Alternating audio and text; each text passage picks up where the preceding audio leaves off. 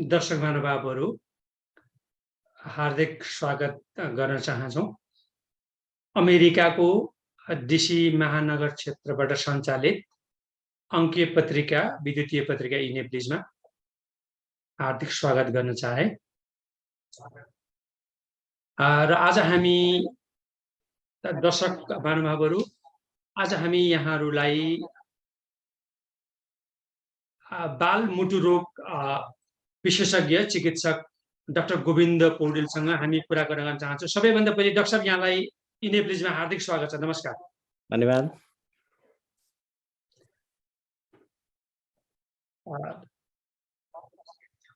Doctor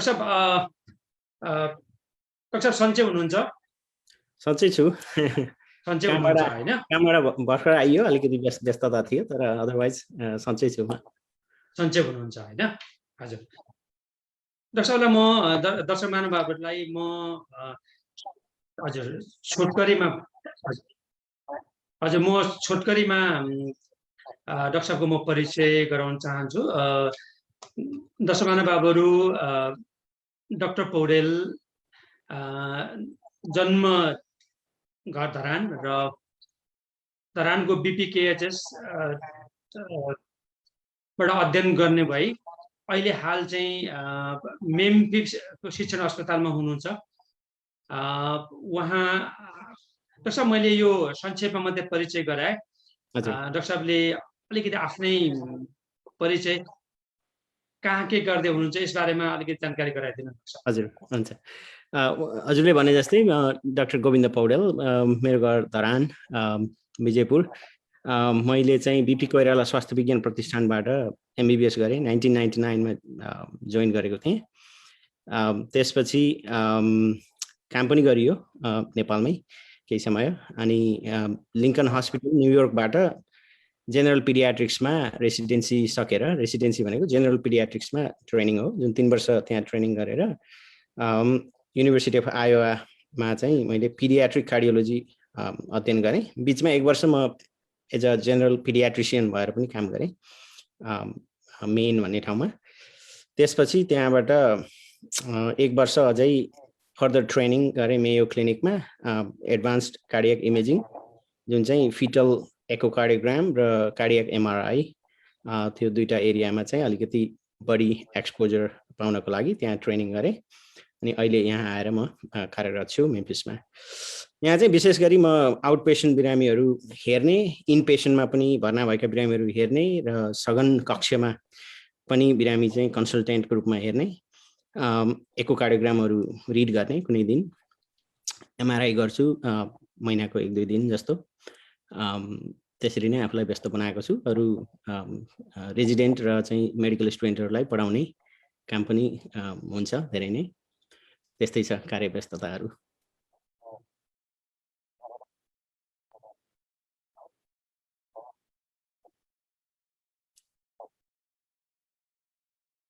हजुर दर्शक महानुभावहरू, म डाक्टर साहबलाई सबैभन्दा सुरुमा चाहिँ यो सोध्न चाहन्छु।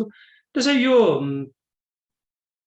के हुन्छ भने डाक्टर साहब यो मुटु रोग भनेको चाहिँ ठुला व्यक्तिहरूलाई मात्रै हैन मुटु रोग हुन्छ भन्ने हामीले थाहा छ।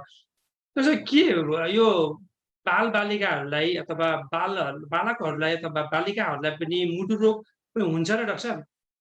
यस विषयमा अलिकति सरल भाषामा जानकारी गराइदिनुहोस्। हजुर, हजुरले भनेको यो प्रश्न एकदमै महत्त्वपूर्ण प्रश्न हो, किनभने यो प्रश्न सर्वसाधारण व्यक्तिहरूबाट मात्र होइन, फिजिसियन्सहरूले पनि सोधेको मैले पाएको छु कहिलेकाहीँ। होइन, पिडियाट्रिक कार्डियोलोजी अन्तर्गत कस्तो कस्तो रोगहरू हेर्छौ त तिमीहरू भन्ने प्रश्नहरू आइपुग्छ। हो, एउटा सामान्य रूपमा हेर्दाखेरि हो, यस्तो मुटुको रोगहरू चाहिँ प्रायः जसो ठुलो बुढापाकाहरूलाई हुने भन्ने एउटा हाम्रो धारणा छ। तर रोगको प्रकृति फरक हो।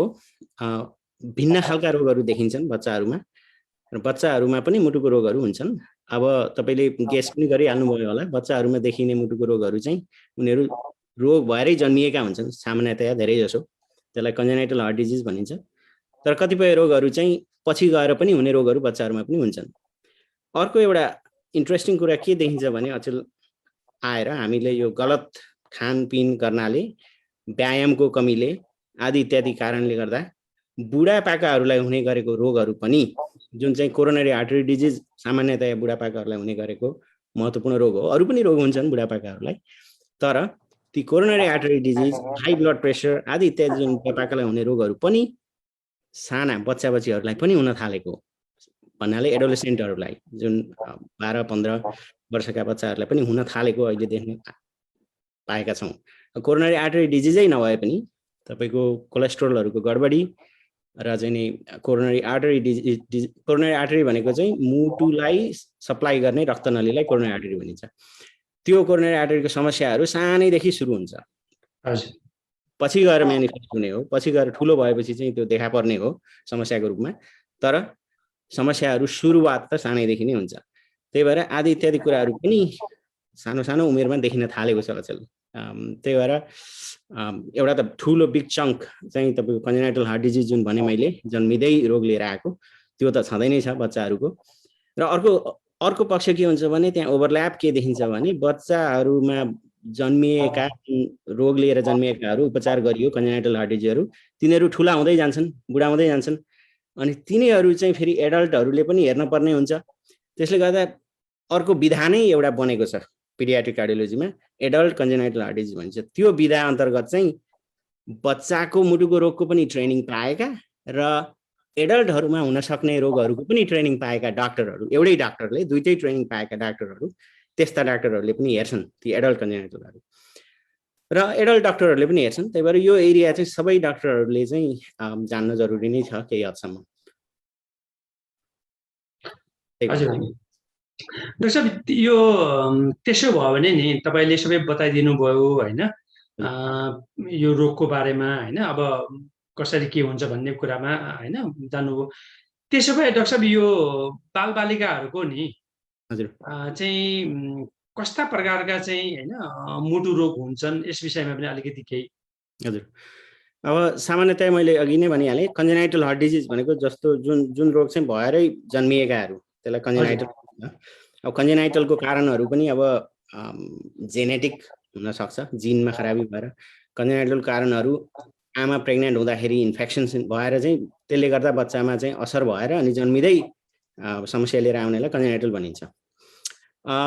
अब जन्मिँदै समस्या लिएर आउनेहरू जस्तो मुटुमा प्वाल हुने भयो, भल्भहरूको समस्या हुने भयो, अथवा चाहिँ नि रक्त नलीहरूको चाहिँ नि कनेक्सनहरू जुन जसरी जोडिनु पर्ने हो रक्त नलीहरू एक आपसमा, त्यो किसिमको व्यवस्थित तरिकाले नजोडिएको पाएको भयो आदि इत्यादि। जुन स्ट्रक्चर भनेको जुन जसरी बनेको हुनुपर्छ मुटु, त्यसमा नै समस्या भएर जन्मिएका बच्चाहरू पनि हुने भए, त्यो भयो कन्जेनाइटल हार्ट डिजिज। अर्को तपाईँको त्यो जिनमा समस्या, जुन मैले भने तपाईँलाई, त्यो जिनमा समस्या भएर मुटुको मासु, जुन कार्डियोमायोप्याथी भन्छौँ हामी, त्यस्ता भएर पनि मुटुको मासु नै गडबड भएर जन्मेका पनि हुन्छन्। हेर्दा मुटु सब ठिक छ, तपाईँले एकोकार्डियोग्राम गरेर हेर्नुभयो मुटु सब ठिक छ, तर मासु खराब मासु पनि हुनसक्छ, त्यो पछि गएर समस्या हुनसक्छ।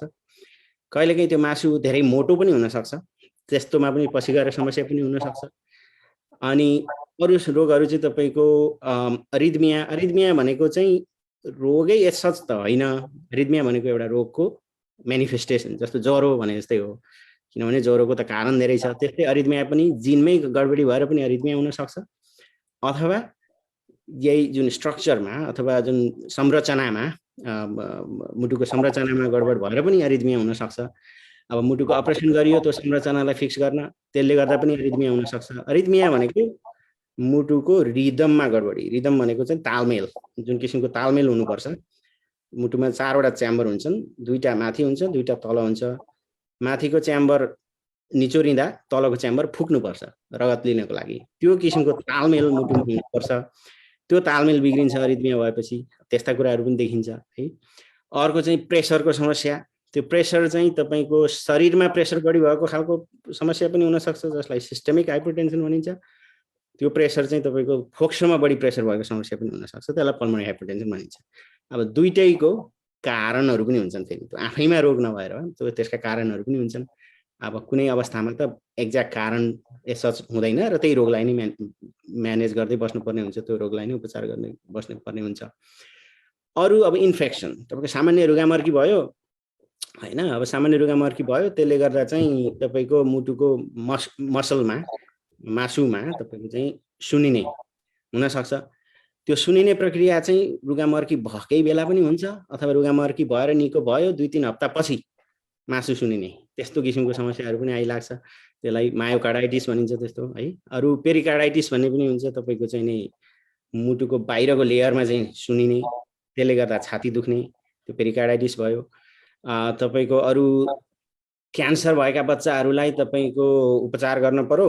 हामी अब म सेन्ट जुडमा पनि कार्यरत छु है, मैले त्यो भन्न भुलेँ। सेन्ट जुडमा मेरो कन्सल्टिङ रोल हो, एकोकार्डियोग्रामहरू त्यहाँको रिड गर्छु। अब त्यहाँ बिरामीहरू सेन्ट जुडमा त एकदमै क्यान्सरका रोगीहरू धेरै छन्। अब उनीहरूलाई तपाईँको क्यान्सरको लागि औषधि चलाउनै पर्यो, क्यान्सर उपचार गर्नको लागि।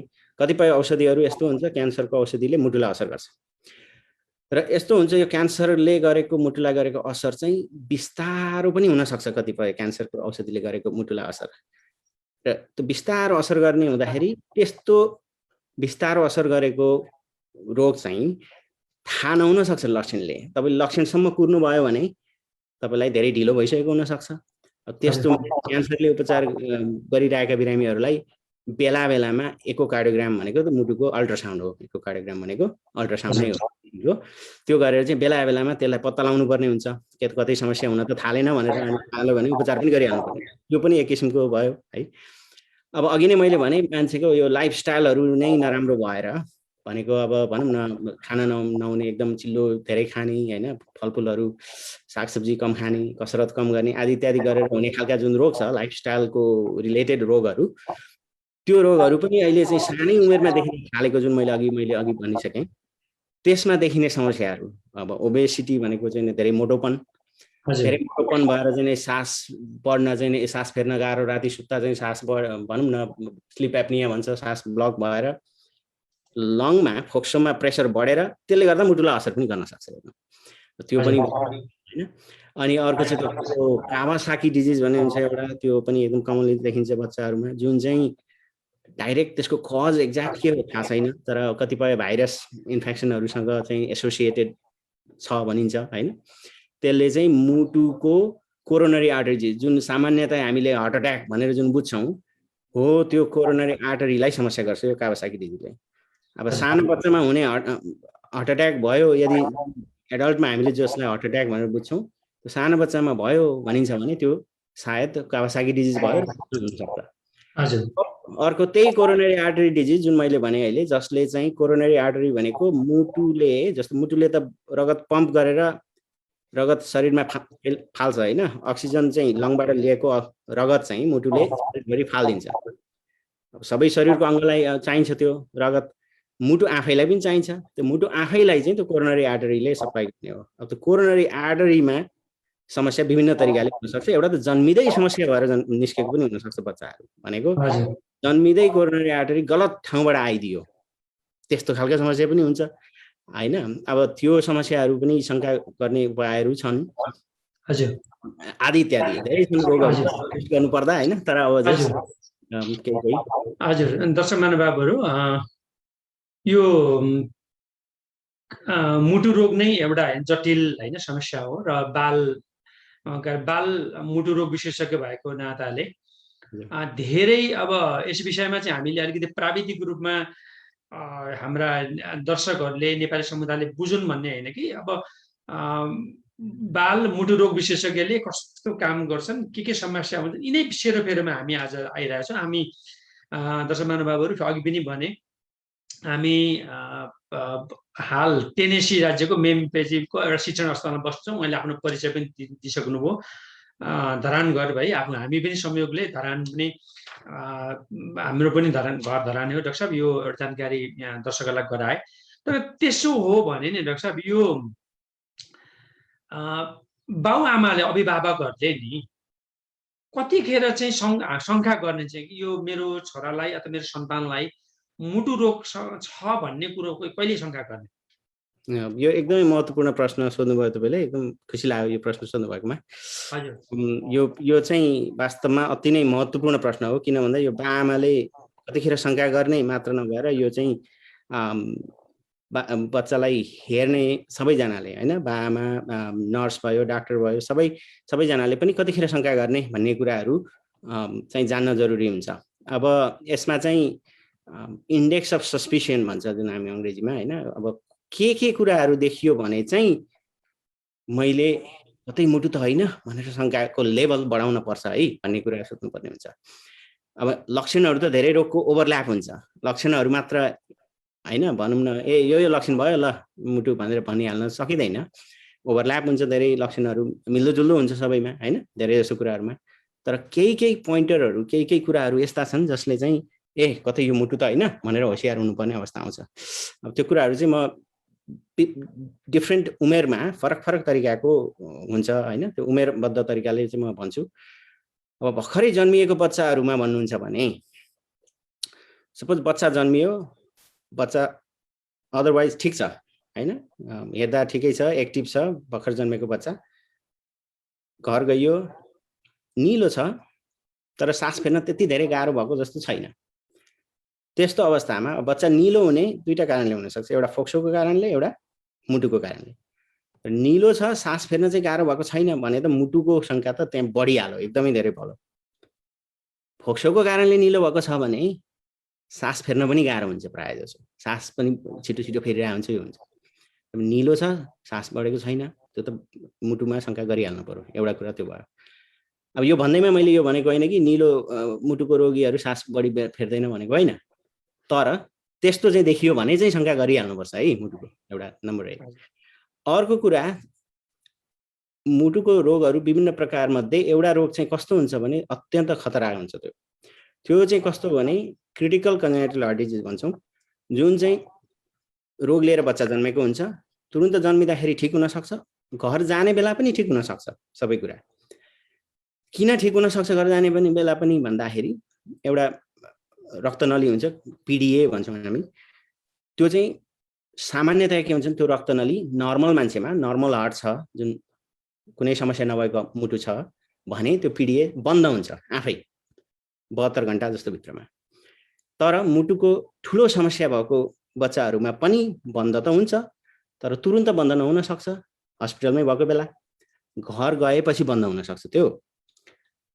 र यस्तो हुन सक्छ मुटुको समस्या, मुटुको जुन बनावट यस्तो हुन सक्छ कि त्यो नली चाहिनु पर्ने हुन सक्छ, त्यो नली बिना जिन्दगी चाहिँ असम्भव हुने खालको हुन सक्छ।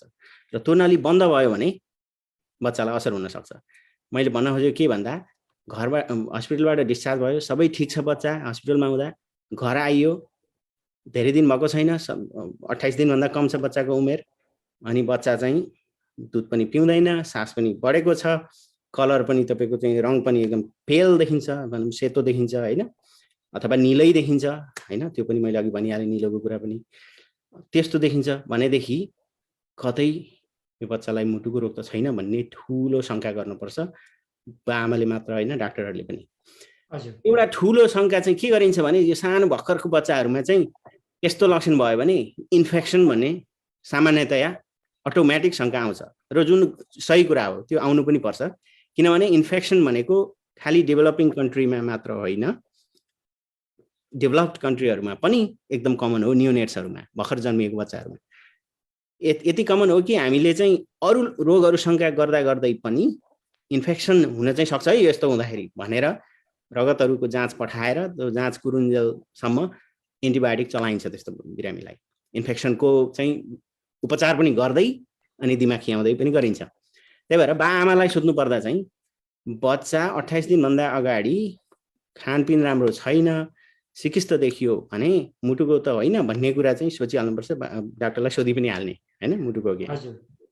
अर्को अलि ठुलो भइसकेपछि, मैले यो अलिकति लामो लिएँ, मलाई अलिकति ठुलो भएपछि चाहिँ निमोनिया जस्तो लक्षणहरू आउन सक्छ। अलिकति ठुलो भएपछि भनेको अब 1 महिना 2 महिना जस्तो पछि भनौँ, निमोनिया जस्तो लक्षणहरू आयो, अनि निमोनिया जस्तो आयो, अब निमोनिया त निमोनिया मात्र पनि त हुनसक्छ होइन, डाक्टरले देखायो, डाक्टरले निमोनिया भन्यो, एन्टिबायोटिक दियो, ठिक भयो, ल ठिक भयो। तर यसमा चाहिँ के हुन्छ, पटक पटक निमोनिया भयो, हैन, एकै वर्षमा 4-5 चोटि निमोनिया भयो। त्यतिखेर पनि मुटुको रोग त छैन, कतै मुटुमा प्वाल त छैन विशेष गरी भन्ने शंका गर्नु पर्यो एउटा।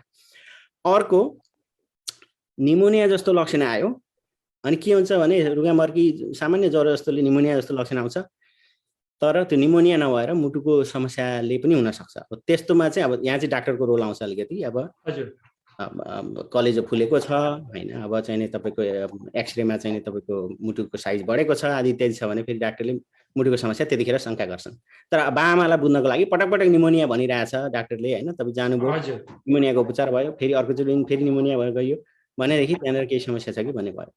अर्को बच्चालाई तपाईँले दुध खुवाउँदाखेरि धेरै समय लगायो हैन, भनौँ न 10-15 मिनटमा दुध खान्थ्यो पहिले, अब अचल चाहिँ आधी घन्टा 45 मिनट धेरै समय लाग्यो। सास फेरि चाहिँ बढिरहेको छ उसको दुध खाने बेलामा, तपाईँको चाहिँ नि पसिना आइरहेको छ। दुध खानु भनेको बच्चाहरूको लागि एउटा कसरत हो है, तपाईँले चाहिँ फुटबल खेले जस्तै हो दुध खानु भनेको हैन। त्यो कस्तो हुन्छ, फुटबल खेल्दा जुन कसरत गर्दाखेरि जुन किसिमको पसिना आउँछ हैन, जुन सास बढ्ने यताउता हुन्छ त्यस्तै नै हो बच्चाहरूलाई। त्यो देखियो भने मुटुमा समस्या भएर यो सामान्य दुध खाने प्रक्रियामा पनि बढी कसरत भएर चाहिँ यसलाई चाहिँ सास बढिरहेको छ भन्ने एउटा शंका हुन्छ। त्यो एउटा महत्त्वपूर्ण लक्षण भयो। अर्को एउटा एकदमै महत्त्वपूर्ण लक्षण जुन चाहिँ अलवेज जहिले पनि सोध्नुपर्ने हुन्छ, बच्चाहरू दुध खाइरहेको बेला रुन थाले। खाने बेलामा कोही त रुँदैन, खानु भनेको जस्तो त आनन्द कुरा के हो। बच्चाहरू दुध खाने बेलामा रोए, अब एकैचोटि एकाध दुई हात रोए त्यो ठुलो कुरा भएन, तर हर बखत दुध खुवाउनुहुन्छ, रोइरहेको छ, पसिना आइरहेछ, सास पनि बढे जस्तो देखिन्छ, दुध पनि समय लगाएर खाइरहेछ, शंका गर्नुपर्छ। त्यहाँ हामी कोरोनरी आर्टरीको जुन मैले प्रब्लम भने कुनै कुनै कोरोनरी आर्टरी यस्तो गडबड भएर आउँछ कि त्यसले चाहिँ सामान्यतया 2-4 महिनाको उमेरमा तपाईको त्यो कोरोनरी आर्टरीको समस्या देखा पर्छ। हार्ट अट्याकै जस्तो हो, त्यो ठुलो मान्छेहरुमा हुने हार्ट अट्याकै जस्तो हो त्यो बच्चाहरुमा देखिन्छ। धेरै कमन त होइन तर हुन्छ कहिलेकाहीँ।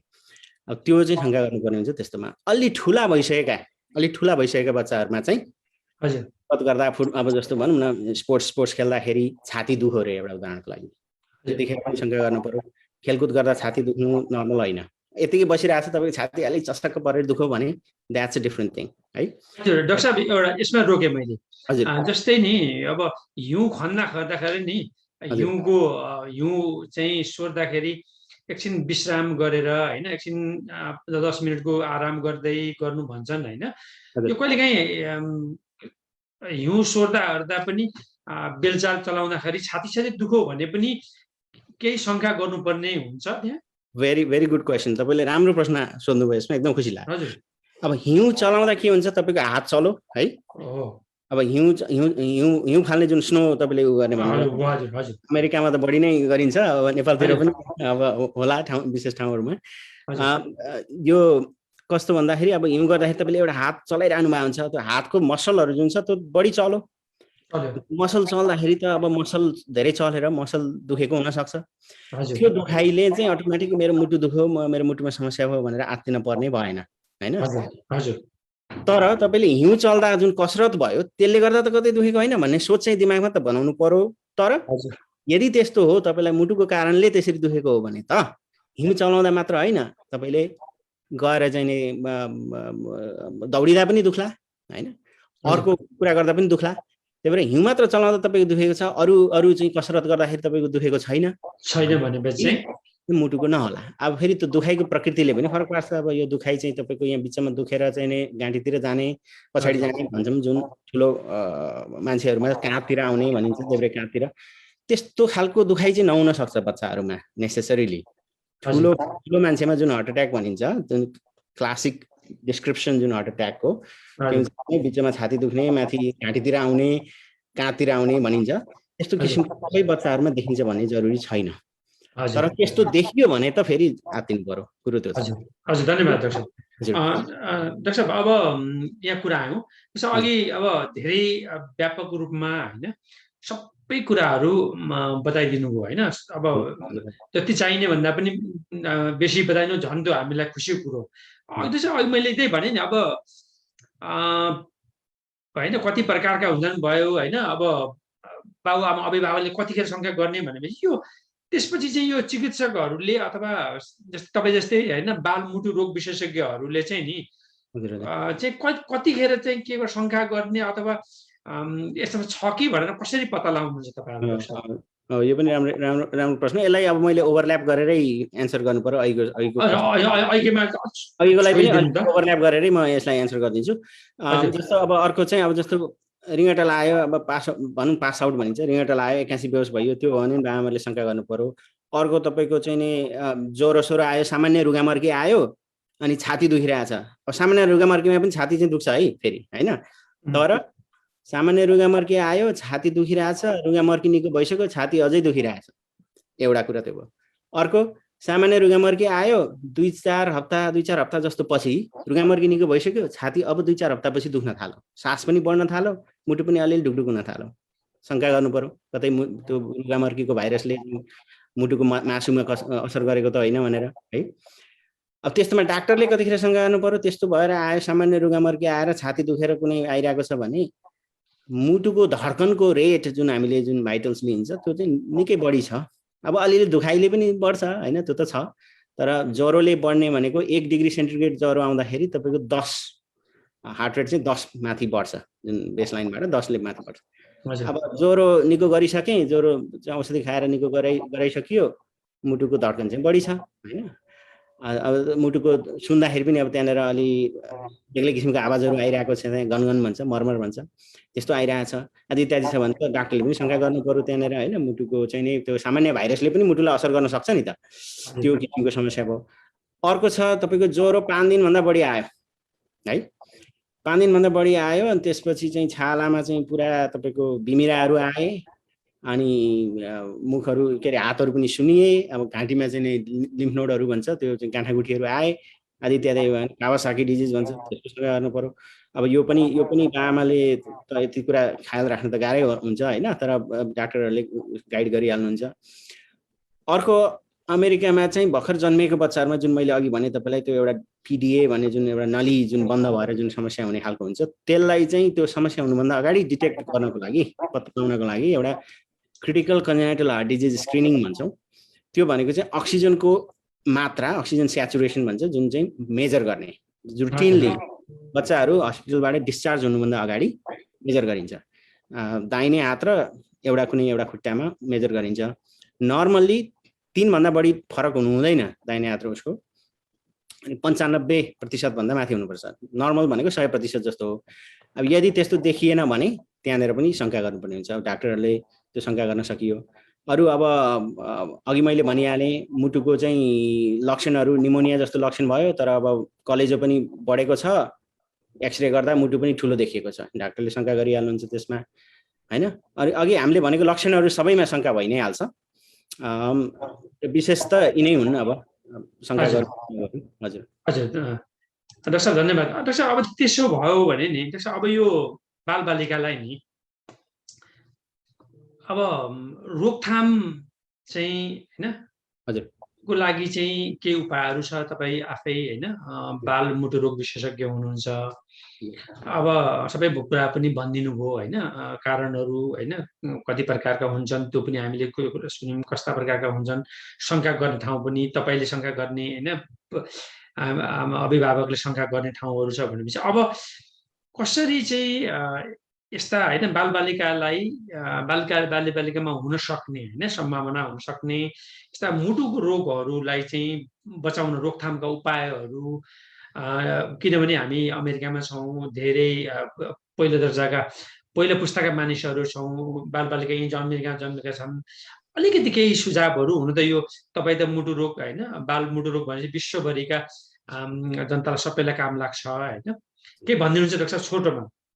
हजुर, अब दुई खाले रोग जुन मैले अघि भने, कन्जेनाइटल अक्वायर्ड भन्छ, होइन? अब जन्मिँदै समस्या भएर जन्मिने खालका रोग भयो एउटा कन्जेनाइटल। अक्वायर्ड भनेको जन्मिँदा ठिक छ मुटु, पछि गएर हुने खालका मुटुका समस्या भयो। अब त्यसको दुईटाको प्रिभेन्सन जुन भन्नुभयो तपाईँले, रोकथाम कसरी गर्ने भन्ने, कन्जेनाइटलको चाहिँ अब धेरै त्यसको अझै पनि अध्ययन धेरै नै जारी नै छ, होइन? अब एक्ज्याक्ट कजहरू धेरै जसो कन्जेनाइटल हार्ट डिजिजको थाहा छैन, होइन? त्यसको अब तर पनि रोकथामको लागि केही कुराहरू के छन् भने, अब आमाले सावधानी गर्नु पर्यो, होइन? बच्चाको कन्जेनाइटल हार्ट डिजिज भनेको त बच्चा त्यस्तो भएर जन्मिने हो नि त, त्यसमा त अब आमाले नै सावधानी गर्नु पर्यो। सावधानी के गर्न सकिन्छ त प्रेग्नेन्सीमा भन्दा, रक्सी त खानै भएन प्रेग्नेन्सीमा, है। रक्सी त अरू बेला पनि खान भएन, अब प्रेग्नेन्सीमा त झनै खान भएन। अब त्यसले त बच्चालाईको चाहिँ अङ्गहरू बन्नलाई पनि असर गर्ने भयो। अर्को हुन्छ अब फोलिक एसिड भन्छ, त्यो चाहिँ एक किसिमको भिटामिन हो। त्यसले तपाईको चाहिँ नि धेरै जसो जुन मुटुको समस्याहरू हुनबाट बचाउँछ। अब मोस्ट कमन कन्जेनाइटल हार्ट डिजिज भनेको मुटुमा तलको बटम च्याम्बरमा हुने प्वाल हो, VSD भन्छ। अब त्योहरू फोलिक एसिड कम भयो भने त्यो हुन सक्छ हैन। त्यही भएर फोलिक एसिड खाने हैन, भनौँ न भिटामिन खाने, डाक्टरलाई हेर्ने, अब प्रेग्नेन्सी भएको बेला डाक्टर गर्ने। अर्को मैले अघि भने भाइरसहरू जुन सामान्य रुगामर्की गर्छ, अब ठुलो मान्छेलाई त सामान्य रुगामर्की गरिदिन्छ हैन। अब हुन त तपाईँले अब ठुल्ठुलो अरू भाइरसहरू पनि सुन्नुभयो होला हैन, जिका भाइरस भने तिनीहरू हैन। तर त्यो त्यति लेभलसम्म पनि जानु पर्दैन। सामान्य हाम्रै घरबारीमा भएका भाइरसले पनि तपाईलाई चाहिँ नि असर गर्न सक्छ। मैले भन्न खोजेको अब जस्तो भनौँ न, कोही मान्छे सिकिस्त भएको छ, अब त ज्वरो आएको छ भने तपाईँ प्रेग्नेन्ट हुनुहुन्छ भने भेट्न नजानु हैन, राम्रैसँग भनिदिनु, हेर्नु तपाईँ बिरामी हुँदो रहेछ, निको भविष्य आउँला भेट्न है। हजुर, त्यो गर्न पर्यो। त्यसपछि अब औषधिहरू जुन नेचुरल कुराहरू बाहेक यसो कमन रुल अफ थम बनायो, अब कुन औषधिले असर गर्छ कुनले गर्दैन त्यो त ठेक्का राख्न गाह्रो हुन्छ हेर्नु। तर अब केमिकल कुराहरू जति पनि कुराहरूको चाहिँ एक्सपोजर नहोस्। अब हैन, अब छोरी मान्छेहरूले अब नेल पोलिसहरू रिमुभ गरिन्छ, यो गरिन्छ हैन, त्यस्तोले पनि हेर्नु। अब त्यो एब्जर्ब हुन्छ शरीरमा, त्यसले गर्दा चाहिँ बच्चाको डेभलपमेन्टमा असर गर्छ। अब तपाईँलाई चिनी रोग छ भने त तपाईँले त्यसलाई पहिलेदेखि चिनी रोग छ भने त त्यसको त कन्ट्रोलमा राख्नु पर्यो। प्रेग्नेन्सी हुनुभन्दा अगाडि नै तपाईँले राम्रोसँग प्लान गरेर सुगरलाई कन्ट्रोलमा राख्नु पर्यो। किनभने दुई खाले चिनी रोग हुन्छ, एक खाले चिनी रोग पहिलेदेखि भएको चिनी रोग भयो, अर्को चिनी रोग प्रेग्नेन्सी भएपछि आउने चिनी रोग भयो। हजुर, त्यो पनि हुन्छ। त्यसले असर गर्न सक्छ, तर जुन पहिलेदेखि हुने चिनी रोगले त अझ बढी असर गर्न सक्छ। त्यही भएर त्यो चिनी रोग छ भने त्यसलाई चाहिँ कन्ट्रोलमा राख्ने भयो।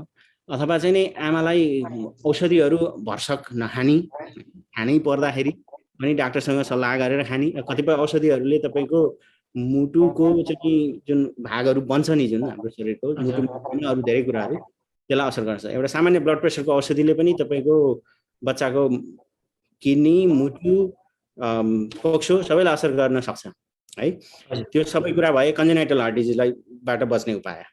अब अक्वायर्ड हार्ट डिजिजको पनि इन्ट्रेस्टिङली भन्नुपर्दा त्यही हो। अब किन मैले अघि भनिहालेँ तपाईँलाई, भाइरस त्यस्तैले हो अक्वायर्ड पनि हुने गर्ने। अब यो क्यान्सरबाट बच्नु पर्यो हैन, क्यान्सरको औषधिले गर्दा हुने हार्ट डिजिजबाट बच्नलाई क्यान्सरबाट बच्नु पर्यो। क्यान्सरबाट कसरी बच्ने कुरा त्यही आउँछ फेरि। भनौँ न, पौष्टिक खानेकुरा खाने, यसरी केमिकल प्रयोग खानेकुराहरू नखाने हैन, आदि इत्यादि।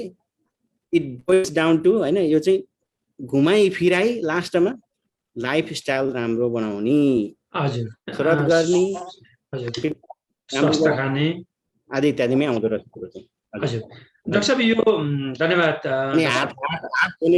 ह्यान्ड हाइजिन जुन अहिले कोरोनाको सिलसिलामा छ, हजुर, त्यो सबै कुराहरू यसमा जोडिन पुग्यो। हेर्नु, कन्जेनाइटल हार्ट डिजिजलाई बचाउन पनि त्यो गर्न पर्यो। यसो सोच्दाखेरि त अनौठो लाग्छ। हेर्नु, हात धोएर मैले चाहिँ कसरी मुटुको च्याम्बर, अब मुटुको प्वाललाई म कसरी बचाउन सक्छु, हात धोएर भनिन्छ, बच्न सक्छ हैन। त्यही भएर हजुर डाक्टर साहब धन्यवाद। यहाँको हैन विस्तृत रूपमा नै जानकारी दिइरहनु भएको छ। यहाँ हाम्रा दर्शकहरूले हेरिरहनु भएको छ। राधिका श्रेष्ठ, निशा श्रेष्ठ पनि धन्यवाद। राधिका श्रेष्ठजी हेटौडाबाट हुनुहुन्थ्यो, अहिले न्यू जर्सीमा हुनुहुन्छ। शारदा गोविन्दजीले हेलो नमस्ते, म नेपालबाट भन्नुभयो हैन। रचना अर्याल शर्माजीले पनि गुड इन्फर्मेसन डाक्टर भन्नुभयो। पृथ्वी खनालजी यहाँ भर्जिनियाको यो हर्नन सहरमा बस्नुहुन्छ। उहाँले के लेख्नुभयो भने, नमस्ते both of you, what are the reason of the heart disease by birth भनेर भन्नुभयो। डाक्टर साहब एकपल्ट उहाँलाई छोटोमा जवाब दिनु न। हजुर हुन्छ। अब रिजन चाहिँ अब त्यही मैले भने, कति धेरै कम्प्लेक्स हार्ट डिजिजहरू, जुन एकदम कम्प्लेक्स हार्ट डिजिजको विभिन्न प्रकार हुन्छन् हैन। एउटा सामान्य प्वाल मात्रदेखि लिएर एउटा मुटुको चाहिँ च्याम्बरै नभएको है, चारवटा जुन च्याम्बर हुन्छ मुटुमा, चारवटा कोठा हुन्छ, एउटा कोठै चाहिँ एकदमै सानो भएको अथवा नभएको आदि इत्यादि विभिन्न किसिमका चाहिँ हुन्छन्। अब धेरै को त अब किन हुन्छ एक्ज्याक्ट थाहा छैन। अब जेनेटिक प्रब्लम अथवा जिनमा समस्या, त्यसको पनि खोजी भइरहेको छ। एक्ज्याक्ट कज चाहिँ एकदमै थाहा छैन नेसेसरी। तर जुन कसरी बच्ने भन्ने कुरामा जुन सिलसिलामा मैले ल्याएँ, केही भाइरस जस्तो रुबेला भन्छ त्यो भाइरसले चाहिँ जुन पिडिए भन्ने जुन एक किसिमको नलीको कुरा गर्ने अघि त्यो नली रहिराख्न सक्छ लामो समयसम्म, त्यो समस्या हुन्छ होइन। अब तपाईँको चाहिँ नि मुटु आमालाई चाहिँ भाइरल इन्फेक्सन भएर बच्चालाई प्राइटिस भनेको बच्चाको मुटुमा चाहिँ असर गर्ने, मासु चाहिँ कमजोर हुने, त्यस्ता पनि हुन्छन् होइन। त्यस्तो कारणहरू एज सच एक्ज्याक्ट चाहिँ अब कुन किसिमको मुटु रोग हो त्यसमा पनि भर पर्ने भयो। कहिलेकाहीँ चाहिँ मुटु रोग चाहिँ एउटा मात्र चिज, अब मान्छेको शरीर त ठुलो छ, सबै सिस्टम छ धेरै, कुनै एउटा जेनेटिक प्रब्लम छ जस्तो अब भन्नु डिजोर्ड सिन्ड्रोम भनौँ है, अथवा चाहिने तपाईँको टर्नर सिन्ड्रोम भनौँ आदि इत्यादि सिन्ड्रोम, जुन एउटा जेनेटिक प्रब्लम छ त्यो प्रब्लममा मुटुको रोग चाहिँ एउटा मात्र कुरा हो होइन। त्यो बिरामीलाई अब किडनीको पनि प्रब्लम होला, अरू अङ्ग प्रणालीको पनि प्रब्लम त्यस्तो पनि हुन्छ। तर कारणमा तपाईँलाई छोटकरीमा भन्नुपर्दा अब एउटा जिनको खराबीले पनि हुन्छ, अरू इन्भाइरोमेन्टको खराबीमा हजुर तपाईँको त्यो गलत प्रेग्नेन्सीमा। हजुर धन्यवाद पृथ्वी खनालजी, तपाईँले सोध्नु भएको जिज्ञासा हाम्रो चिकित्सकजीले दिनुभएको छ होइन। डाक्टर गोविन्द पौडेल जो चाहिँ अमेरिकामा नेपाली मूलको र लामो समयदेखि अमेरिकामा बसिरहनु भएको छ।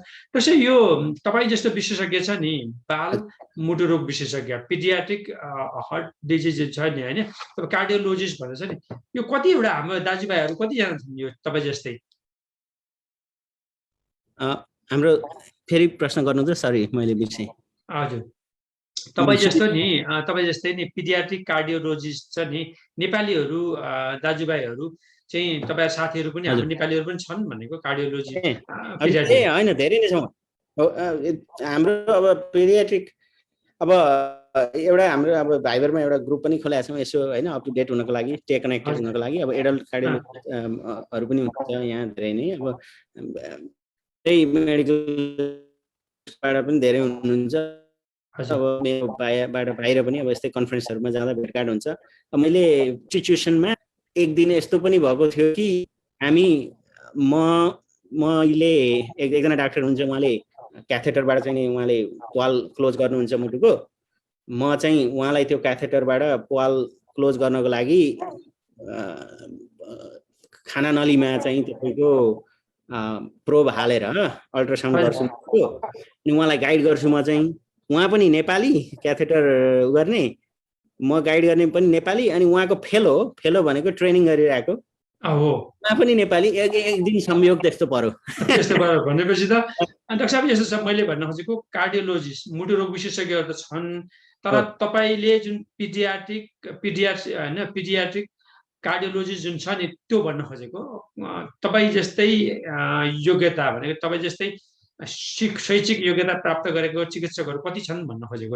अमेरिकामा वर्षमा भन्नुपर्दा, अब मैले त्यसको अन्दाज लाउनु पर्दा, अब अमेरिकामा भन्नुपर्दा वर्षमा मैले त्यसको गणना, अब ठ्याक्क गणना त अब कति छन् त मलाई याद भएन होइन।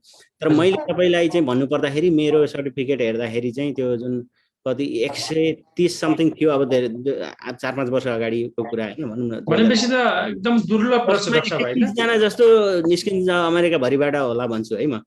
यसलाई चाहिँ त्यो नम्बरलाई चाहिँ धेरै कन्फिडेन्टली मैले भन्न सकिनँ। समवेयर त्यही हाराहारीमा त्यो छ, त्यही भन्नु पर्ला। हजुर डाक्टर साहब, यहाँ केशव गजुरेले पनि भेरी गुड इन्फर्मेसन डाक्टर साहब भन्नुभयो होइन। डाक्टर साहब अर्को एउटा कुरा आयो, पहिले काहीँ बच्चाहरू नि आकस्मिक दुर्घटनामा मृत्यु हुन्छ होइन, निधन भएका नि हुन्छन्।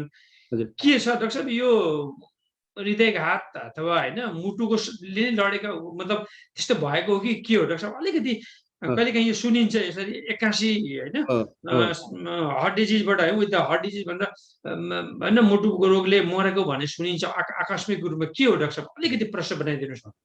अब यसको उत्तर चाहिँ तपाईँको कसरी दिउँ भने, हजुर as a general rule of thumb हामी भन्छौँ। जेनरल रुल अफ थम भनेको चाहिँ अब सामान्य नियमकै हिसाबमा लिन सकिन्छ यसलाई। हजुर कुनै पनि बिरामी चाहिँ लक्षण चाहिँ अकस्मात दुई खाले हुन्छ, एक्युट एकदम हाइपर एक्युट भनेको अहिले चाहिँ सब ठिकठाक छ, अहिले 81 अहिले कुनै लक्षण भयो, कुनै पनि अवस्थामा त्यस्तो किसिमको लक्षण यदि हुन्छ भने त्यहाँ चाहिँ भास्कुलर कज हुनसक्छ है भन्ने कुरा सोच्नु पर्यो। भास्कुलर भनेपछि हार्ट एट्याक पनि एउटा भास्कुलर कज हो, जुन मुटुको चाहिँ तपाईँको मुटुको रक्तनलीमा चाहिँ तपाईँको 81 तपाईँको केही घटना घटेर जुन ठुलो मान्छेहरूमा हुन्छ नि जुन हार्ट एट्याक भन्छ, 81 रक्तनलीमा भएर हुने भयो। अब अरिथमिया भनेको पनि रक्त सञ्चारकै प्रब्लम हो, 81 हुने, अब इलेक्ट्रिसिटीको प्रब्लम हो, तर at the end of the day त्यो रक्त सञ्चारमै समस्या भएर हुने हो। त्यो जहिले पनि 81 केही कुरा हुन्छ भने अब ट्रमै भयो, तपाईँको चोटपटक लाग्यो भने त पनि 81 त हो, तर त्यो त अभियस हुन्छ, हेर्दाखेरि थाहा भइहाल्छ होइन। तर अब हुँदा खाँदाको ठिकठाक मान्छेलाई 81 केही हुन्छ भने त्यो भास्कुलर। स्ट्रोक भनेको के हो, 81 हुन्छ, हुँदा खाँदा हिँडिरहेको छ होइन, 81 स्ट्रोक हुन्छ। स्ट्रोक भनेको पनि भास्कुलर हो, कारण भनेको ब्लड भेसलमा समस्या भएर हो, त्यहाँनिर तपाईँको ब्लिड होला रे अथवा त्यहाँ ब्लक होलाले भास्कुलरै हो, त्यो त शङ्का गर्न परिहाल्यो। अब बच्चामा पनि तपाईँको एउटा मैले अघि नै भनिहालेँ अरिथमिया जुन जन्मिँदै त्यस्तो समस्या भएर जिनको खराबीले हुनसक्छ अथवा मसलहरू मुटुको मसल जुन छ त्यो नै कमजोर भएर जन्मिएका हुन्छन्। त्यो मसलहरू चाहिँ अरिथमिया भनेको रिदम गडबडी भनेको त्यो तालमेल नमिलेको, माथिल्लो र तलको च्याम्बरको तालमेल नमिलेर अनि रगत चाहिँ पम्प गर्ने जुन प्रक्रिया हुन्छ, फङ्सन हुन्छ जुन मुटुको, त्यसमा कमजोरी आएपछि त रगतको कमी भयो, बाहिर निस्किने कम मात्रामा रगत निस्क्यो, त्यसले गर्दा 81 समस्या हुनसक्छ। अब कोरोनरी आर्टरी डिजिज भन्ने छ होइन, अब तपाईँको त्यसको समस्या चाहिँ कनेक्सनमा समस्या भएर त्यसको ब्लक भएर होइन कि, जुन एडल्टहरूमा हुने चाहिँ कनेक्सन त ठिक हुन्छ, सही ठाउँबाट आएको हुन्छ कोरोनरी आर्टरी, कोलेस्ट्रोल जम्मा भएर त ब्लक भएर हुने हो उनीहरूको समस्या भनेको। बच्चाहरूमा चाहिँ कोरोनरी आर्टरी नै गलत ठाउँबाट आइदियो होइन हो। अनि त्यस्तोमा चाहिँ अब कसरत गर्दाखेरि जुन जति शरीरलाई बढी मात्रामा इनर्जी चाहिएको अवस्थामा कोरोनरी आर्टरी ब्लक छ, अब कसरत गरिरहेको छैन भने त ठिक हुन सक्ला, किन तपाईँलाई बढी अक्सिजन चाहिएको छैन। र जब तपाईँ कसरत गर्न थाल्नुहुन्छ र चाहिँ शरीर एकदम चाहिँ बढी इनर्जी चाहिएको अवस्था हुन्छ, त्यतिखेर अकस्मात अक्सिजनको मात्रा नपुगेर मुटुलाई अनि त्यहाँबाट तपाईँको चाहिँ यस्तो समस्याहरू आउन सक्छ। त्यो अकस्मात मर्ने भन्ने हुन्छ। अर्को एउटा इन्ट्रेस्टिङ कुरो के हुन्छ, यो जुन जेनेटिक समस्याबाट जुन मैले भने रिदमको प्रब्लम हुने, त्यो समस्याले कतिपय बच्चाहरू सुतिरहेको बेलामा, बच्चाहरू सबैजना सुत्न गइयो आनन्द होइन, अब दुध खायो सब ठिक छ, एकदम एभ्रिथिङ इज ओके होइन, सुत्ने बेलामा भोलि बिहान उठ्दाखेरि बच्चा मरिरहेको हुनसक्छ। त्यसलाई भन्छ सडन इन्फ्यान्ट डेथ सिन्ड्रोम भन्छ। त्यो भनेको त एउटा फिभर भने जस्तै मात्र हो, तर त्यसको कारणहरू पनि अब कति केसमा चाहिँ कारणै थाहा हुँदैन, त्यही भएर त्यो एउटा नाम दिएको हो होइन। तर कति केसमा चाहिँ त्यो सडन इन्फ्यान्ट डेथ सिन्ड्रोम भनेको केसहरू चाहिँ अटोप्सी गरेर मोलिकुलर अटोप्सी भन्छ। त्यो मोलिकुलर अटोप्सी भनेको त्यो अटोप्सी गर्दाखेरि पनि त्यसको सबै जाँचहरू पठाउने, त्यो अरिथमियाको जिनको जाँचहरू पनि पठाउने। त्यो गर्दाखेरि कति केसहरूमा चाहिँ सडन इन्फ्यान्ट डेथ सिन्ड्रोम भयो यसलाई भनेर भनेको केसहरू अरिथमिया निस्केको छ। As a matter of fact मैले भन्नुपर्दा सरी मैले अङ्ग्रेजी बोलेँ यहाँ, तर भर्खरै एउटा बिरामी मैले पनि त्यस्तो हेर्न पुगेँ। ब्रुगाडा सिन्ड्रोम भन्छ, ब्रुगाडा सिन्ड्रोम, त्यो इकेजी गर्दाखेरि अब त्यो गडबड त्यस्तो देखियो। अब त्यो चाहिँ प्यारेन्टसँग सँगै सुतेको थियो, झट्टा हेर्दाखेरि चाहिँ सँगै सुतेछ, सानो बच्चा सुत्नु त हुँदैन, त्यो त हो 1 वर्षसम्म नसुत्ने भन्ने सल्लाह दिन्छ हामीले। किन भन्दाखेरि अब भनौँ न सुत्तै भएर बच्चा थिचिएर चाहिँ बच्चा मर्न पनि त सक्छ नि, तर कहिले कहिले त्यो सँगै सुतेर पो भयो कि भन्ने चाहिँ देखिन्छ यसो हेर्दाखेरि। तर अलिकति खोजबिन गर्दै जाँदाखेरि त समस्या अर्कै रहेछ। हजुर डाक्टर साहब, यहाँ हामी 2-3वटा जिज्ञासा पनि आयो, यहाँ दर्शकहरूले पनि सोध्नु भएको छ, रमाइलो कुरा पनि भयो।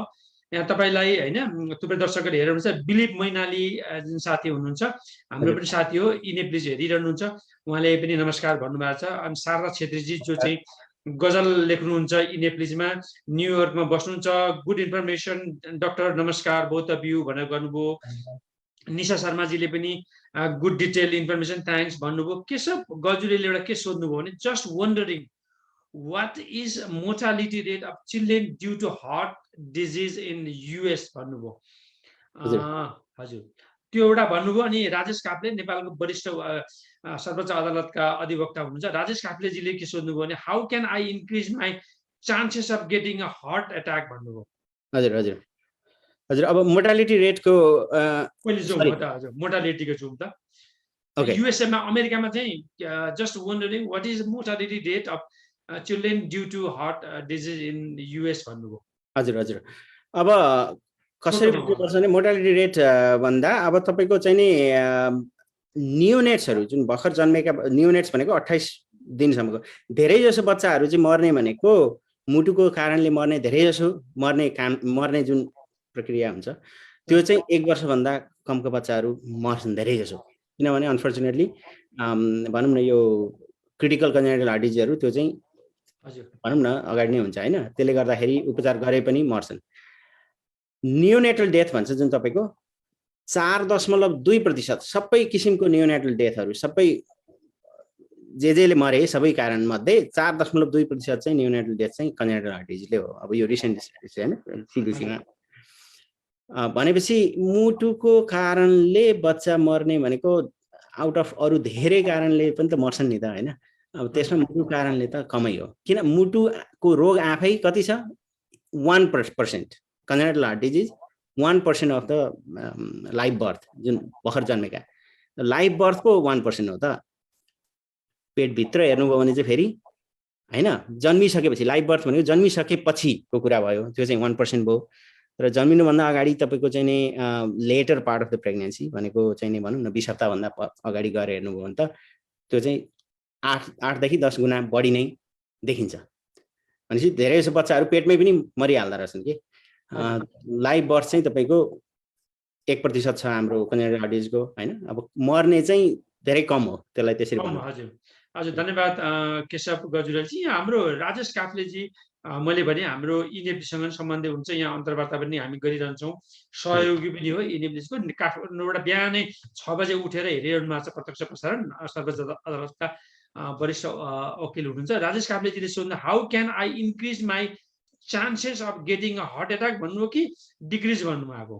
डिक्रिज भन्नु होला hopefully how can I decrease my chances of getting heart attack भन्नुभएको होला, इन्क्रिज आएको छ। ए हजुर हजुर राजेशजी भनिदिनु त अरे डाक्टर साहब भनिदिनु त एकपल्ट गोविन्दजी। हजुर अब चान्सेस अफ हार्ट एट्याक चाहिँ अब यसमा अब यो घटाउन सकिन्छ भन्ने हैन? हजुर हजुर हजुर। अब यसमा चाहिँ म के भन्छु भने कसरत एक्सर्साइज भयो, कसरत अनि सही खानेकुराहरू राम्रो सही खानेकुरा खाने। अब सही खानेकुरा के हो भन्दाखेरि अब प्लान्ट बेस्ड खानेकुराहरू खाने भनेको धेरै जसो चाहिँ नि माछा मासु यस्तो बढी नखाने है, खाँदै नखाए पनि ठिक हो बरु है। अनि अब चिल्लोहरू कम खाने है।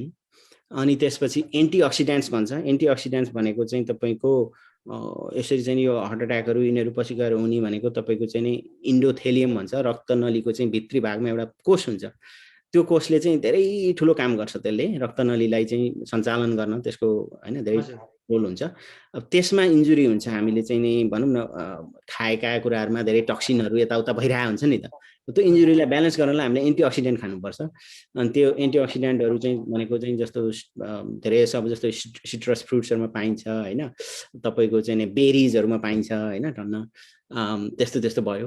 अनि अब खाना चाहिँ ब्यालेन्स मिलाएर खाने हैन। अब भनौँ न धेरै चाहिँ नि चिल्लो र चाहिँ कार्बोहाइड्रेट मात्र धेरै नखाने हैन, भातहरू मात्र धेरै नखाने, सागसब्जी प्रोटिनहरू चाहिँ बढी मिसाएर खाने, अनि बेला न कुबेला नखाने हैन। अब राति राति उठेर नखाने आदि इत्यादि जसरी हुन्छ वेटलाई कन्ट्रोलमा राख्ने। अब यो चाहिँ खास भन्नुपर्दा अब एडल्ट कार्डियोलोजीमा त अझ यो त अझ इम्पोर्टेन्ट हो। हामी त पेडियाट्रिक्समा पनि हामी बच्चाहरूलाई हर बखत यो त मेरो क्लिनिकमा एउटा न एउटा चाहिँ एजुकेसन यो भइरहेको हुन्छ मेरो बिरामीहरूलाई। अब किन भन्दाखेरि मैले अघि नै भनिहालेँ कोरोना हार्ट डिजिज पछि हुने रोग पनि बच्चैदेखि सुरु हुन्छ। त्यही भएर तपाईँले एकदम राम्रो प्रश्न सोध्नुभयो। अर्को अब चुरोट त एकदमै खतरा कुरा हो हेर्नु है। चुरोटले त क्यान्सर पनि गराउँछ, मुटुको रोग पनि गराउँछ, त्यो त बन्दै गर्नु पर्यो। अब तपाईँले चुरोट खानुहुन्न, तपाईँको चाहिँ नि साथीले खान्छ, तपाईँको हैन भाइले खान्छ भने पनि तपाईँलाई असर गर्न सक्छ, किनभने त चुरोट त अब आइरहेछ नि त, प्यासिभ स्मोकिङ भन्छ त्यसलाई है, त्यो त अब त्यो छोड्नै पर्यो। रक्सी पनि चाहिँ नि राम्रो कुरो भएन है। अब रक्सी पनि अब भनौँ न अब वाइन केही सोचमा मान्छेहरू भन्छन् वाइन थोरै मात्रामा खाँदा ठिक होला भनेर, तर कलेजोलाई त्यसले कहिले पनि राम्रो गर्दैन हैन। त्यही भएर रक्सीहरू पनि बन्दै गरेको राम्रो है। अब चुरोट त मैले भनिहालेँ। अरू चाहिँ बेला बेलामा चेकअप गर्ने हैन, बेला बेलामा चाहिँ कोलेस्ट्रोलहरू देखाउने, हेर्ने के छ कस्तो छ हैन अवस्था कोलेस्ट्रोलको। कुनै कुनै केसमा कोलेस्ट्रोलको समस्या तपाईँ जन्मिँदै तपाईँको जुन अघि मैले जिनको प्रब्लम भने नि, मैले जिनको प्रब्लमले कोलेस्ट्रोलको समस्या जिनको प्रब्लमले हुने पनि it is not that uncommon. यो त्यस्तो अनकमन पनि छैन है, त्यो पनि विचार गर्नुपर्छ। त्यही भएर यति गर्दा गर्दै पनि तपाईँलाई समस्या हुन सक्छ।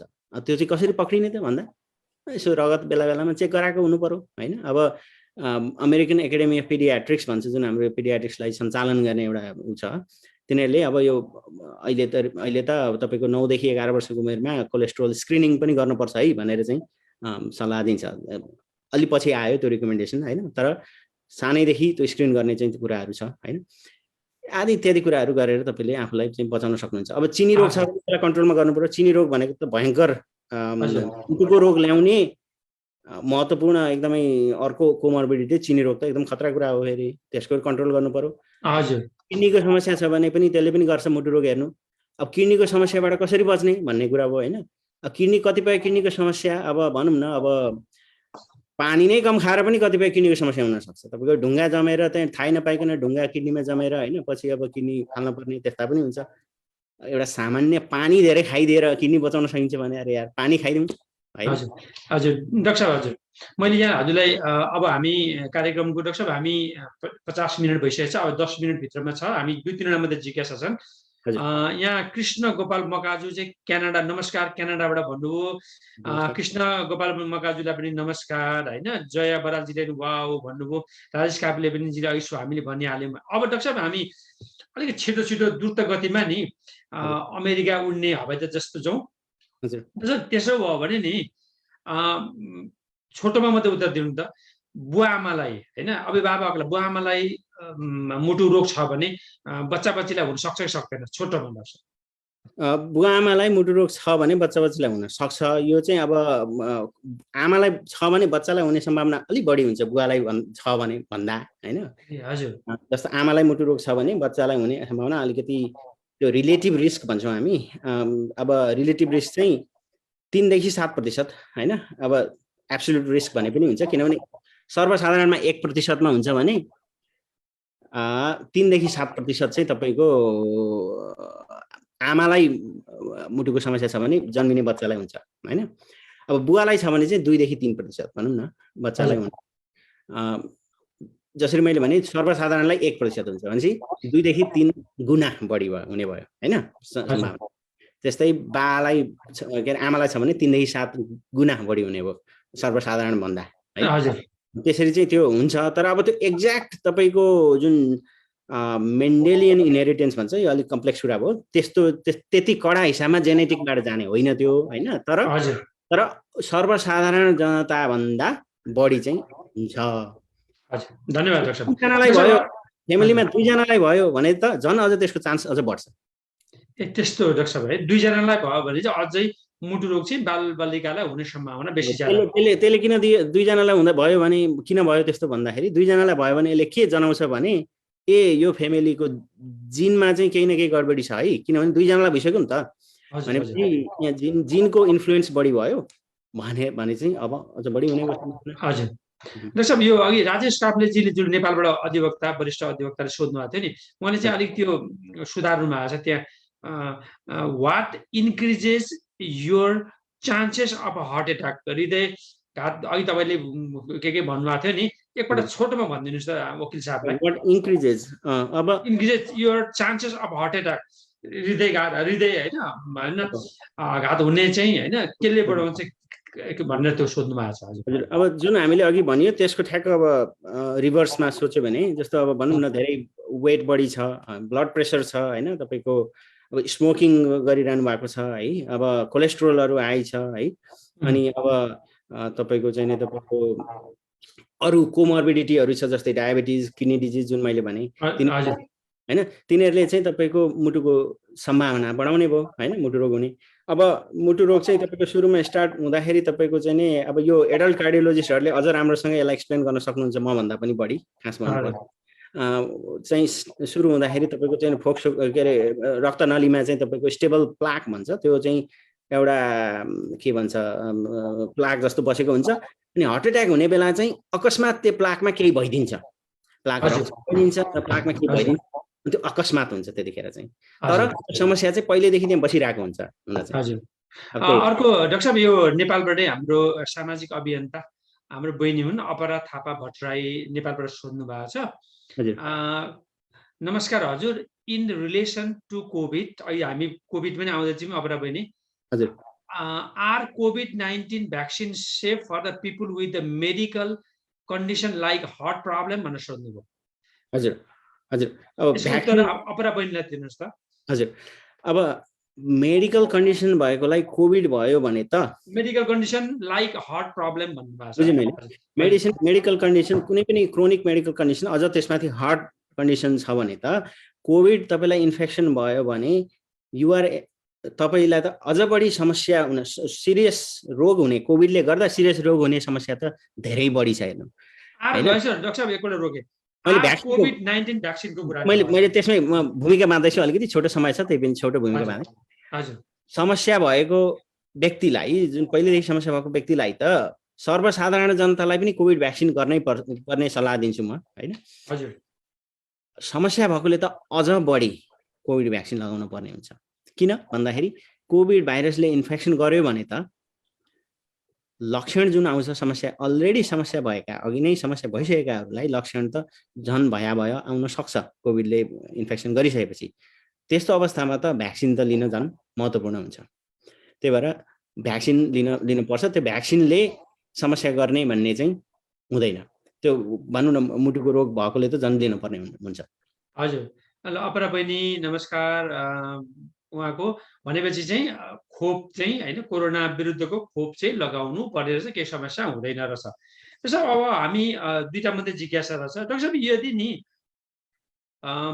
बालबालिकालाई होइन, बालबालिकालाई मुटु रोग चाहिँ लाग्यो भनेर निदान, रोगको पनि लक्षण थाहा पायो होइन, डायग्नोसिस भयो, रोगको पत्ता लाग्यो भनेपछि चाहिँ डु दे निड सर्जरी भनेको अब उसलाई के गर्न सक्छ? त्यसलाई शल्यक्रियाबाट अथवा शल्यक्रिया नगरिकन कुनै त्यस्ता खालको औषधिहरू छन् त? किनभने हामी अमेरिकामा छौँ। डाक्टर एउटा छोटकरी भनिदिनुहोस् त। अब विभिन्न उपचार प्रक्रियाहरू छन् होइन। सर्जरी नगरिकन ठिक नहुने, जस्तो अब ठुलो पाल छ मुटुमा, त्यसलाई त औषधिले त कसरी पाललाई अब गर्ने होइन, त्यो त सम्भवै भएन। अब कुनै पालहरू अब एकदमै ठुलो छ भने त अर्कै कुरा हो, तर कुनै पालहरू सर्जरी चिरफार यहाँ घाँटी के अरे छातीमा नकाटिकनै तपाईँको चाहिँ रक्तनलीबाट गएर मुटुको कोठाभित्र गएर त्यो पालमा चाहिँ प्लग गर्न सकिन्छ। कुनै डिभाइस हुन्छ जुन धातुको एउटा कुनै भनौँ न राखेर त्यहाँनिर ब्लक गर्न सकिन्छ त्यसलाई, त्यो पालहरूलाई। त्यो पाल पनि हेरिकन साइज धेरै ठुलो छ अथवा कहाँनिर छ साइज, त्यो सबै कुरा हेरेर त्यो गर्न सकिन्छ। भनेपछि एक किसिमको उपचार पद्धति भनेको क्याथेटर हालेर रक्तनलीमा तपाईँको चाहिँ त्यसलाई निको पार्ने। अब भल्भहरूको समस्या छ भने त भल्भलाई फुलाउन सकियो, भल्भलाई चाहिँ उठाउन के अरे के भन्छ, बेलुनले चाहिँ फुलाउन सकियो, बेलुन भल्भुलो प्लास्टिक भन्छ। अब भल्भहरू अब्स्ट्रक्सन छ अथवा भल्भहरू साँगुरेको छ भने त्यो गर्न सकियो, तर भल्भहरू लिक भएको छ भने त त्यहाँ भल्भ राख्नु पर्यो अर्को। त्यो किसिमको पनि छ, गर्न सकिन्छ हेरिकन होइन, सबै केसमा होइन, हेरिकन गर्न सकिन्छ। तर भल्भ लिक भएको छ, त्यहाँ भल्भ राख्न सकिँदैन भने त त्यसलाई अपरेसन गरेर फिक्स गर्नु पर्यो, आदि इत्यादि कुराहरू हुन्छ।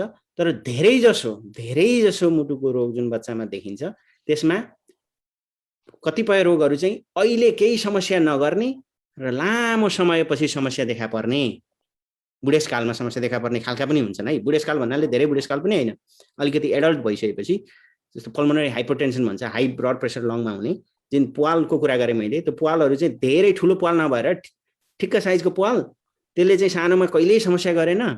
खालि त्यो मर्मर जुन मैले भने त्यो साउन्ड सुनियो, कति केसमा त त्यो साउन्ड पनि नसुनिन सक्छ। र त्यो पाल चाहिँ लामो समयसम्म शरीरमा रहिरहेको, कहिले पनि बन्द भएन आफै। र पछि तपाईँको 40 होइन 30-40 वर्षमा गएर चाहिँ अरिथमियाहरू भयो, होइन प्रेसर लङमा बढ्यो, यस्ता समस्याहरू पनि आउँछन्। अब त्यस्तो पाललाई चाहिँ समयमै थाहा पाउने र चाहिँ समयमै फिक्स गर्नुपर्ने हुन्छ। अब कहिलेकाहीँ के हुन्छ, त्यो पाल चाहिँ त्यति ठुलो पनि छैन, आफै पो बन्द हुन्छ कि भन्ने आश छ। त्यस्तो केसमा केही पनि नगरिकन फलोअप गर्दै होइन, बेला बेलामा हेर्दै चेकअप गर्दै अनि समस्या आउन थाल्यो भने मात्र अनि गर्ने। किन त्यसो गर्ने भन्दा आश हुन्छ नि त त्यहाँनिर, आफै पो बन्द हुन्छ कि भन्ने त्यस्तो किसिमको चाहिँ धेरै जसो केसमा त्यस्तो गरिन्छ हामीले। भनेको डायग्नोसिस गर्यो तर तुरुन्त गर्नुपर्ने केही छैन, यसलाई फलोअप चाहिँ गर्नुपर्छ है, फेरि यो बिग्रिन सक्छ, अनि समस्या जब आउँछ त्यतिखेर चाहिँ गर्ने भन्ने कुरा गर्न सकिन्छ। औषधिले निको हुने रोगहरू पनि हुन्छन्, त्यो पनि छ। हजुर हजुर डाक्टर साहब, यो हाम्रो राजेश काफ्लेजीले नेपालबाट thank you both of you भन्नुभयो, ध्रुव सिंह सिलवालजीले भर्जिनियामा हुनुहुन्छ ग्रेट प्रोग्राम भन्नुभयो, निशा शर्माजीले good information thanks for sharing with us भन्नुभयो, ध्रुवजीले सोध्नु, पद्मा शर्माजीले सोध्नुभयो would you please tell about new born बेबिजको हार्ट भाल्भ डिजिज भनेर भन्नुभयो। दर्शक महानुभावहरू, पद्मा शर्माजी हामी भनिदिनुहुन्छ तर संक्षेपमा डाक्टर साहब एकपल्ट भनिदिनुहोस् त, would you please tell about new born बेबिजको हार्ट भाल्भ डिजिजको बारेमा अलिकति भनिदिनुहुन्छ कि? अब भर्खर जन्मेका बच्चाहरूमा हार्ट भाल्भको प्रब्लमहरू प्राय जसो कारण चाहिँ कन्जेनाइटल हुन्छ, भनेको जन्मिँदै भएर आएका कन्जेनाइटलै हो त्यो त होइन, जन्मिँदै। अब कति अब नेपालको मैले अघि एउटा छुट्याएँ, नेपालको कन्टेक्स्टमा हार्ट भाल्भको मुख्य कारण चाहिँ रुम्याटिक हार्ट डिजिज छ। अनफर्चुनेटली त्यो थ्रोटमा चाहिँ स्ट्रेप्टोकोकस भन्ने ब्याक्टेरियाले इन्फेक्सन गरेर पछि भल्भमा प्रब्लम हुने, अब त्यसरी पनि प्रिभेन्ट गर्न सकिन्छ है हार्ट डिजिज। यो मैले मिस आउट गरेँ, आइएम सरी अबाउट द्याट। यो चाहिँ तपाईँहरूले चाहिँ स्ट्रेप इन्फेक्सन थ्रोटमा भयो भने त्यसलाई डायग्नोसिस गरेर उपचार गरेर त्यसलाई पनि त्यसरी पनि भल्भको समस्याहरू प्रिभेन्ट गर्न सकिन्छ, त्यो एउटा भयो। अब यो प्रश्नमा जाउँ, भर्खर जन्मेको बच्चाहरूमा भाल्भको समस्या भनेको जन्मिँदै भएका समस्या भयो, ती कन्जेनाइटल भयो। भाल्भको समस्या इट डिपेन्ड्स, कस्तो भने साह्रै अब्स्ट्रक्सन भएको छ कि अलिअलि मात्र अब्स्ट्रक्सन भएको छ, त्यसलाई हामी केही नगरिकन हेरेर मात्र जान सक्छौँ कि यसलाई तुरुन्तै फिक्स पो गर्नुपर्ने पो हो कि, आदि इत्यादिमा भर पर्छ। कति भाल्भ यति साँगुरो हुन्छ त्यहाँबाट ब्लडको मात्रा नै यति कम मात्र गइरहेको हुन्छ कि त्यो भाल्भलाई फुलाउनु पर्ने हुन्छ, र त्यो भाल्भलाई फुलाउन क्याथ ल्याबमा पनि फुलाउन सकिन्छ, त्यो भाल्भलाई चाहिँ फुलाउन तपाईँको सर्जरी गरेर पनि फुलाउन सकिन्छ। त्यो भाल्भ कुन भाल्भमा समस्या भएको छ त्यसले फरक पार्छ। अनि कहिलेकाहीँ चाहिँ यतिसम्म साँगुरो हुन्छ कि त्यो भाल्भलाई खुलाएर कुनै अर्थै छैन, किनभने त्यो भाल्भबाट जाने ब्लड भेसल रक्त नली नै सानो छ, भाल्भ सानो भयो त्योबाट निस्केको रक्त नली पनि सानो छ, त्यो कारण त्यो भाल्भ सानो भएको कारणले। अब त्यो भाल्भ मात्र खुलाएर त काम छैन भनेपछि त्यसमा कुनै अर्को किसिमको चाहिँ नि एउटा सर्कुलेसन नै इस्टाब्लिस गर्नुपर्ने हुन्छ, अर्को किसिमको चाहिँ नि उपचार त अब सर्जरी नै हुन आउँछ त्यसमा होइन, तर त्यो त्यो चाहिँ भाल्भ मात्र खोलेर पनि हुँदैन त्यसमा। त्यही भएर यो चाहिँ एकदमै कम्प्लेक्स प्रश्न सोध्नुभयो, तर यसलाई चाहिँ अब रोगको प्रक्रिया हेरिकन त्यसमा चाहिँ उ गर्नुपर्ने हुन्छ। हजुर दर्शक महानुभावहरू, यहाँहरू हेर्दै हुन्छ अमेरिकाको डिसी महानगर क्षेत्रबाट सञ्चालित अङ्कीय पत्रिका विद्युतीय पत्रिका eNepali.com। म विजय थापा। अब हामी कार्यक्रमको अन्त्यमा छौँ। डाक्टर साहब, यो कोरोना होइन, कोरोना विषाणु भन्छ, कोरोना भाइरस, कोरोनाले नि बच्चाहरूको हृदयमा कतिको प्रभाव होइन, यसले चाहिँ प्रभाव पार्दछ एक होइन, र अब त्यो प्रभाव पारेको नपारेको चाहिँ हामीले कहिले चाहिँ पत्ता लगाउन शङ्का गर्ने, त्यसको लागि केही उपायहरू छन्? एउटैलाईमा उत्तर दिनु होला डाक्टर साहब। हजुर, सो अब कोरोना मैले अघि नै भने कोरोना मात्र होइन, बच्चाको मुटुमा तपाईँको फ्लू जुन भन्छ हामी रेगुलर फ्लू, त्यसले पनि बच्चाको मुटुमा असर गर्न सक्छ। हेर्नु अब खालि यति हो, कोरोनाले चाहिँ अलि बढी गरेको छ होइन।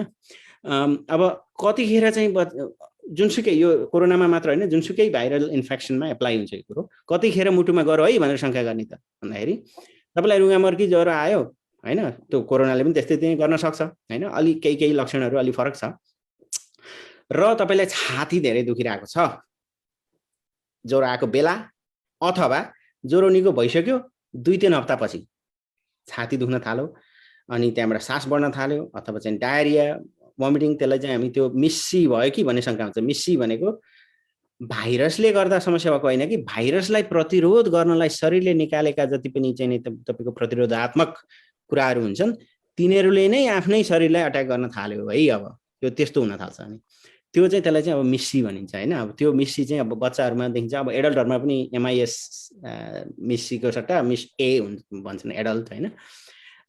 त्यो चाहिँ अब छाती दुखो ढुकढुकी हुन थाल्यो, टाइमिङ के अब तपाईँको छाती दुखो ढुकढुकी हुन थाल्यो र 2-3 हप्ता अगाडि तपाईँलाई कुनै रुगामर्कीको लक्षण आएको थियो है, त्यो टाइमिङ जुन छ त्यो चाहिँ राम्रो टाइमिङ होइन, त्यसमा शङ्का बढाउनु पर्यो तपाईँले। अब अरू पत्ता लगाउने कुरा त डाक्टरलाई छोडिदिनु न। हजुर धन्यवाद डाक्टर साहब। अब हामी कार्यक्रमको अन्त्यमा आइसकेका छौँ होइन, सबै कुराहरू भन्नुभयो, दर्शकहरूलाई फेरि भनिदिउँ डाक्टर गोविन्द पौडेल होइन धराने हुनुहुन्छ। धरानको स्वास्थ्य विज्ञान बिपी कोइराला स्वास्थ्य विज्ञानमै अध्ययन गरिकन यहाँ होइन टेनेसीको एउटा शिक्षण अस्पतालमा हुनुहुन्छ र त्यतैबाट होइन स्नातकोत्तर पनि भन्छ, त्यसपछि स्नातकोत्तर पछि पनि होइन अनि विशेषज्ञ भनेको स्नातकोत्तर भनेको हाम्रो होइन यहाँ चाहिँ रेजिडेन्सी भन्छ, अनि विशेषज्ञ भनेको चाहिँ फेलोसिप भनिन्छ होइन, विशेषज्ञ गरिसक्नु भएको छ, अघि पनि भनिसक्नुभयो। धेरै कुरा डाक्टर साहबले धेरै कुरा जानकारी दिनुभयो। अघि पनि हामीले भनेको थियौँ कि यसमा धेरै जटिल कुरा गर्दाखेरि होइन बुझ्न पनि गाह्रो हुने हुनाले आम जनताले आम मानिसले सरल हिसाबले बुझ्न सक्ने हिसाबले मात्रै हामी त्यस विषयमा हामी सेरोफेरोमा गयौँ होइन डाक्टर साहब, हामीले त्यस विषयमा मात्रै चर्चा गरेको। डाक्टर साहबले हामी आगामी दिनमा पनि होइन अब हामी इनेप्लिसको स्रोतको रूपमा पनि तपाईँ भइसक्नुभयो, हामी आगामी दिनमा कुरा गरौँला जाँदा डाक्टर साहब। तथापि होइन अमेरिकामा हामी पहिलो पुस्ता छौँ, बच्चा बालबालिका छन्, सानोदेखि बच्चाहरू छन्। अब नेपालीहरूले चाहिँ यहाँ मात्रै नभइकन विश्वभरि नै नेपाली समुदायले चाहिँ के गर्दा राम्रो हुन्छ, तपाईँ एउटा बाल मुटु रोग विशेषज्ञ भएको के भन्नुहुन्छ? र जया बरालजीले thank you for sharing wonderful and insightful information भन्नुभयो। जया बरालजीलाई पनि नमस्कार। मैले भनेको एकपल्ट आफ्नो केही कुराहरू राख्दै हामी बिदा हुन चाहन्छौँ कार्यक्रमबाट। 9 बजे डाक्टर साहब। हजुर, अब जाँदा जाँदै भन्नुपर्ने कुरामा चाहिँ मैले जुन अहिले डिस्कस गर्दाखेरि तपाईँले देखिहाल्नुभयो, एउटा कुरा त रोगलाई कसरी प्रिभेन्ट गर्ने, सबभन्दा पहिले त रोग हुनुभन्दा अगाडि प्रिभेन्ट गर्ने कुरा भयो। त्यसपछि रोग कतिखेर चाहिँ मैले शङ्का गर्नुपर्छ है भन्ने कुराको जानकारी होइन। अब यी जानकारीहरू यस्तै कार्यक्रमहरू हेर्दै अथवा चाहिँ नि डाक्टरहरूसँग सरसल्लाह गर्दै लिने कुरा भयो। बी इन्फर्मड होइन, पढ्ने आफैले पढेर पनि जानकारीहरू प्राप्त गर्नु महत्त्वपूर्ण हुन आउने भयो। त्यो चाहिँ रोग भयो भने कतिखेर शङ्का गर्ने भन्ने कुरा भयो। प्यारेन्ट्सहरूले नै शङ्का गर्नुपर्ने हुन्छ, कति केसमा त प्यारेन्ट्सहरूले डायग्नोसिस गर्नुहुन्छ होइन, डाक्टरहरूले मिस पनि गर्नुहुन्छ कहिलेकाहीँ, प्यारेन्ट्सले पर्सिस्टेन्ट भएर चाहिँ तपाईँको डायग्नोसिस गरिरहनु भएको हुन्छ। त्यो भयो। अर्को चाहिँ अब प्रिभेन्सनका कुराहरू हामीले अघि गरिसक्यौँ होइन। अब हात धुने है, अब चाहिँ तपाईँको सिक कन्ट्याक्टहरू चाहिँ भनौँ न, सिक भएका बिरामी भएकाहरूसँग नजिक नजाने है। त्यसपछि खानपिनमा चाहिँ हेर्ने है, अब फलफुल होइन, अब सागसब्जी बढी खाने, त्यो कुरा अघि हामीले गरिसक्यो, फेरि दोहोऱ्याउँदिनँ। कसरत गर्ने आदि इत्यादि गरियो भने अचम्मको कुरा त के भन्दा अक्वायर्ड हार्ट डिजिज मात्र होइन, कन्जेनाइटल हार्ट डिजिज पनि बचाउन सकिने रहेछ। अब यो गरेर बचाउन नसकिने खालका कन्जेनाइटल हार्ट डिजिज पनि छन् है। फेरि अब यो गर्दैमा ल कन्जेनाइटल हार्ट डिजिज हुँदैन भनेर चाहिँ भएन, त्यो त होइन। तर हुनसक्छ यिनीहरू अझ रिलेटेड भएर त्यो जिनलाई खराब यिनीहरूले गरेर चाहिँ भएको पनि हो कि अब यो साइन्सले अझै पत्ता लगाउन खोजिरहेको छ होइन। त्यो जुन जेनेटिक्सलाई पनि असर गर्छ हाम्रो इन्भाइरोमेन्टले, हामीले के गर्छौँ खानपिनमा आदि इत्यादिले हाम्रो जिनलाई पनि हर बखत मोडिफाई गरिरहेको हुन्छ। त्यसैले गर्दा हो क्यान्सरहरू हुने, यताउता हुने। त्यही भएर लाइफस्टाइलमै चाहिँ बढी ध्यान दिएर चाहिँ नि अगाडि बढ्यो भने खालि अक्वायर्ड हार्ट डिजिज मात्र होइन, तपाईँले कन्जेनाइटल हार्ट डिजिजहरू पनि जुन बच्चाहरू यस्तो भएर जन्मिन्छन् त्यस्तो पनि बचाउन सकिँदो रहेछ त है भनेर सोध्नुपर्छ र त्यसरी नै अगाडि बढ्न उचित हुन्छ होला। हजुर, ईशान बरालजीले thanks for sharing with us भन्नुभयो। दर्शक महानुभावहरू, हरेक हप्ता हामी तपाईँको स्वास्थ्य हाम्रो चासो अन्तर्गत चाहिँ यो साप्ताहिक कार्यक्रम अन्तर्गत हामीले लामो समयदेखि प्रतीक्षापछि डाक्टर गोविन्द पौडेल, जो चाहिँ नेपाली समुदायको लागि नि हामी गर्वको कुरा हो, जो चाहिँ होइन चाहिँ औँलामा गनिने नै मान्नुपर्छ अमेरिका जस्तो राष्ट्र पनि। अब नेपालमा चाहिँ कतिवटा छन् होइन बाल होइन यो मुटु रोग विशेषज्ञ धेरै कम हुन सक्छ नेपालमा, किनभने अमेरिका जस्तो ठाउँमा गन्नेको जस्तो बुझियो होइन, गिन्तीमा आउने देखियो। 4-5 वर्ष अगाडि भन्नु डाक्टर साहबले यहाँलाई इनेप्लिससँग जोडिनुभयो र साथ दिनुभयो समयको लागि। इनेप्लिस परिवारको तर्फबाट डाक्टर साहबलाई पनि धेरै धेरै धन्यवाद। धेरै राम्रो कुरा भनिदिनु भयो डाक्टर साहब। यति भन्दै हामी बिदा हुन चाहन्छौँ डाक्टर साहब होइन, दर्शक महानुभावलाई पनि बिदा हुन चाहन्छौँ होइन डाक्टर साहब। नमस्कार। हजुर, धन्यवाद। मलाई यहाँ केही बोल्ने मौका दिनुभयो। होपफुली यो कार्यक्रम सबैलाई फाइदाजनक हुनेछ भन्ने आशा गर्दछु र धन्यवाद सुन्नुभएकोमा श्रोतावृन्दहरूलाई पनि नमस्कार।